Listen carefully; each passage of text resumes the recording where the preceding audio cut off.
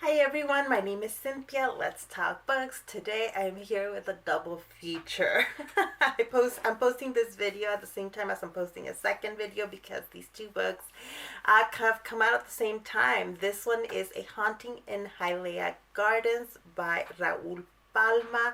This is a book that I received for free via NetGalley and without any obligation to talk about it on my channel. But I want to talk about it because it is it's a social horror novel, so it might be perfect for people that want to pick it up during spooky season. And it deals with some really interesting topics in a rather kind of in an interesting way. I'll put it that way. In the story, we have Ugo. We begin with Ugo, who is a haunted man. He like that is the best way to describe him because he is haunted by so many different things. He is haunted by large debt. He is haunted by the death of his wife, and he is haunted by a lot of shame. He just has so much shame. His wife passed away recently from cancer. We learned in the story, and he has a lot of trauma around that, around his wife's cancer, his resentment of the way that cancer kind of upends their lives, but also the medical debt that it places him in. So he thought that when his wife passed, that the debt would go with her, but it did not because he co-signed on some of that debt, and so now his wages are being garnered, and so he has a lot of guilt about his wife, the way he might have treated her. He hasn't worked through all his grief, so we see him struggling with all of the memories of her death, the bad days, but also the really good days. And how do you go on living when those memories keep haunting you, the good ones as well as the bad ones? And so it's a lot. A major theme in this novel, though, is debt. Hugo is so heavily burdened by debt, and I feel like that is so true for so many people in this country. And in fact, for me, one of the biggest content warnings I can give people, though, is that if debt is something that weighs heavily on your mind, you might want to be careful with this book because you really see Ugo struggling with it in such a realistic, powerful way that if you're not someone that struggles with the mental weight that debt brings to someone, this is such an excellent description. It's not exactly this way for everyone, but I found it to be too extremely realistic to the point where it was hard for me to keep reading at first.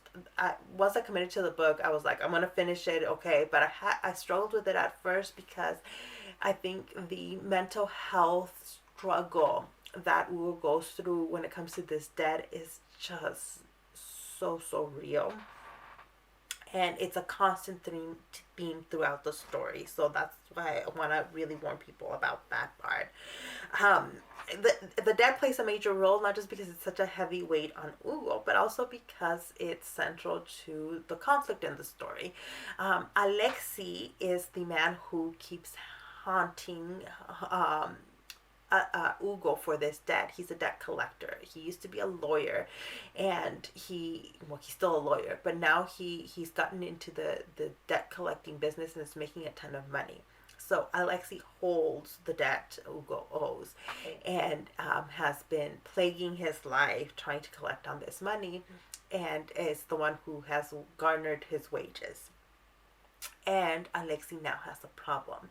Alexi's house is haunted, and he needs help to get rid of these hauntings in this house. He's not even sure exactly who or what is haunting the house, but he needs help immediately. It's gotten so bad that Alexi offers Ugo an exchange. If Ugo gets rid of the whatever is haunting him, that Alexi will forgive all of Ugo's debts. Like, that's it.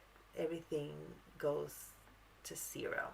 And so Ugo has a choice to make. It's not really a choice. He has to do this.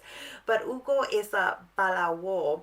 He is a kind of brujo, is the way I understood it. But he is also a skeptic. He doesn't believe he actually does anything. He does get paid to get rid of like people's ghosts and things like that, bad energy, but he doesn't actually believe in it. The woman who owns the shop where he works at, though, sees something in him, sees that he actually can do some of the things he's doing, but Hugo just doesn't believe in himself. So she believes in him, kind of for him, and is the one urging him that, hey, this is a life-changing opportunity for you. You have to do it. Because at first Hugo really does not. He doesn't want anything to do with Alexi. He doesn't, he kind of just wants everything to just stop. But he does this. He agrees to do this deal with Alexi, and so a lot of the story is then Hugo and Alexi getting to know each other, but not really. Obviously, there's this huge wall between the two, but still, Hugo needs to learn a bit more about Alexi in order to help him get rid of this ghost.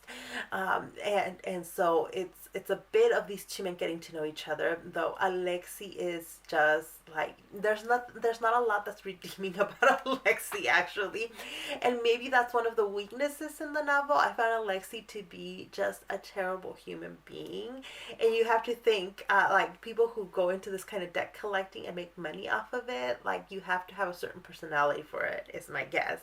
And Alexi definitely fits the bill of this like slimy lawyer who cares primarily about making money. Like, it is clear that that's his focus. However, Alexi also has a family, and the family kind of humanizes him a little bit, but really not that much. Not that much. And so you see that engage with that. The horror elements here, I found them to be a lot lighter because we don't see. There's one big kind of scene with kind of the haunting, but other than that, we just are getting it secondhand. We're getting Alexi describing things here and there, and Alexi is not really good at describing things. Everything has to be like pulled out of him. So I didn't find this to be a scary book in that sense. To me, what the horror here is the horror of debt, and what debt, this kind of heavy debt, does to a person. What the way it weighs on Hugo, not just financially but mentally and emotionally. That's the real horror here, and that's why I think people will be interested in it, and why I think people will like it, and why some people might want to stay away from this particular book. Content warnings for death of a sibling, death of a spouse, like in-depth discussions of cancer and sudden death, a suicide attempt that is discussed, but it's not like on the page detailed, but it is mentioned. So you want to be careful if these are triggers for you, but otherwise I think this might be a book to have to check out. So let me know if you're interested in it, or if you have recommendations of books that might be similar to this. So we can have a conversation about some of these social horrors and the horror of debt in the U.S. So thank you so much for watching this video, and I'll see you in the next one. Bye.